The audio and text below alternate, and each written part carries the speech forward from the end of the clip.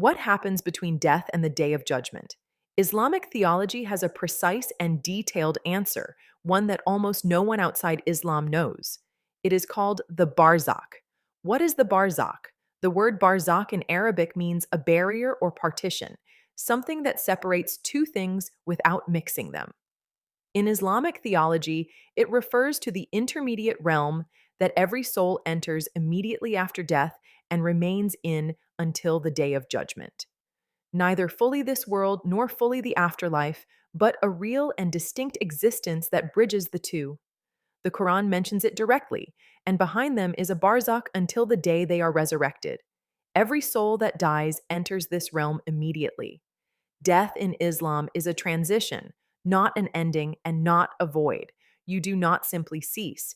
You cross a threshold into a different mode of existence that continues with full consciousness until the trumpet is blown and the resurrection begins. What happens in the Barzakh, the questioning of the grave?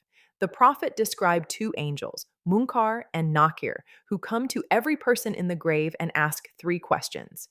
Who is your Lord? What is your religion? Who is your prophet? These are not trick questions. They reveal the true state of the heart during life. A person who lived with genuine faith will answer them clearly and calmly. A person whose faith was shallow will find the answers have left them. The expansion or contraction of the grave. The prophet described the grave as either expanding into a garden of paradise for those whose answers are accepted or contracting upon those whose answers are not. He said, the grave is either one of the gardens of paradise or one of the pits of hellfire. The barzakh is not a neutral waiting room. It already begins to reflect the destination that is coming.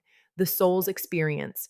The souls of the righteous experience a preliminary taste of the peace that awaits them in paradise. The souls of martyrs are described in the Quran itself as alive in the presence of God, not dead in any sense. Do not think of those killed in the cause of God as dead. Rather, they are alive with their Lord, receiving provision. The length of the barzakh. For those who lived well, it passes quickly, feeling like a brief sleep before the resurrection. For others, it is experienced as much longer. The experience is subjective and shaped entirely by how one lived in this world.